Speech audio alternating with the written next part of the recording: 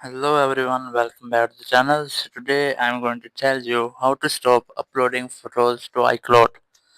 If you are using an iPhone and your photos are automatically uploaded to your iCloud, so you just have to follow some steps to stop them. First, you have to open your settings app and here open your profile, and your iProfile you have to open iCloud settings. Here's that, tab on it, and here you can easily get some settings of your iCloud. Here you have an option of photos, tap on it.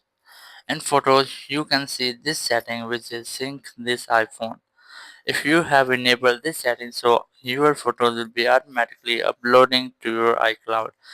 If you want to turn them off, so you just have to disable this setting. As you can see, I have already disabled it.